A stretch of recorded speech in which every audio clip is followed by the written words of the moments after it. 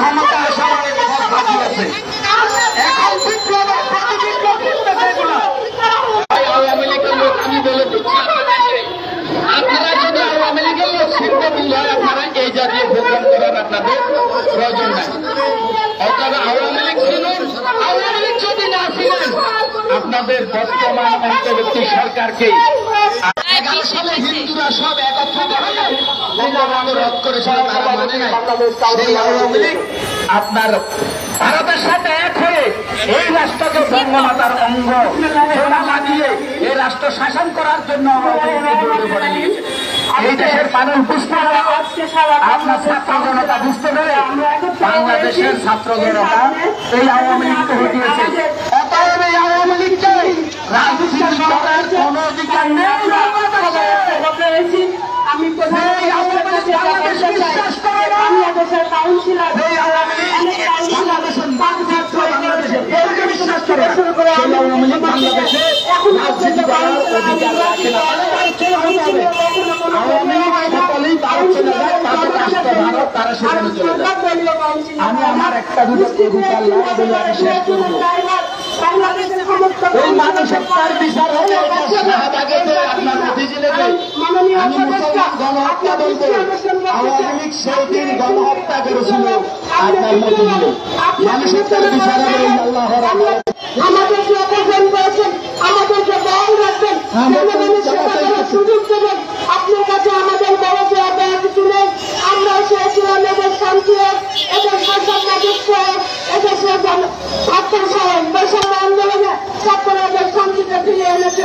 আমি তাদেরকে ধন্যবাদ জানাই এবং যারা মারা গেছে তাদেরকে মাত্রায় কামনা করি। আমি আজকে প্রধানমন্ত্রী আসসালামু আলাইকুম।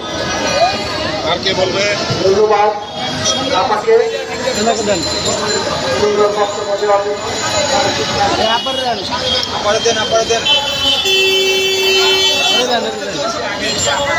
আপনারা সবাই অবগত আছেন পৌর কাউন্সিলর কর্তৃক আয়োজিত আজকের এই কর্মসূচির সম্মানিত সভাপতি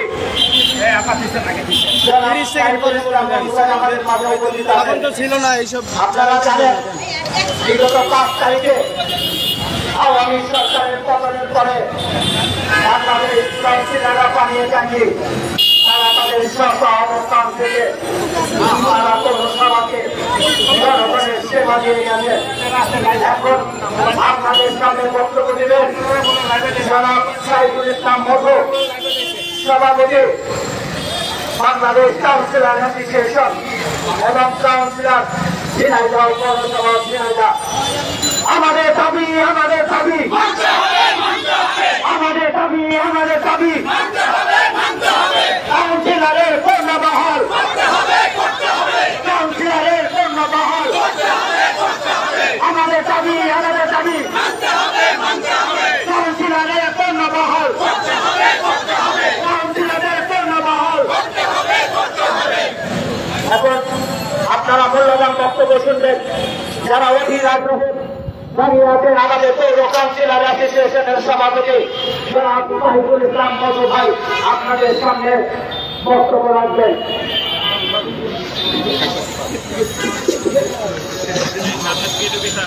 আর সামনে আসেন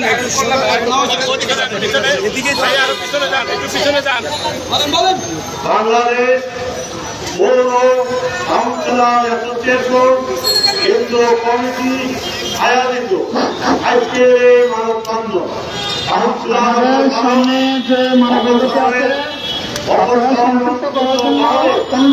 যে আজকের এই মানববন্ধন, কারণ আমরা কাউন্সিলর নির্বাচিত হয় জনগণের সেবা নিয়ে যাচ্ছি।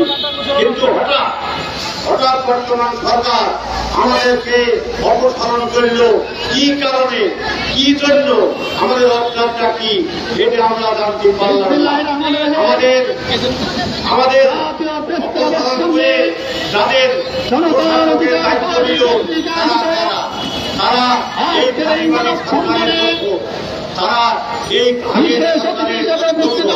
আমাদের বাদ দিয়ে তাদেরকে তাদেরকে দিয়ে কি এই জনসেবা করা সম্ভব একটু যাচাই করে দেখুন।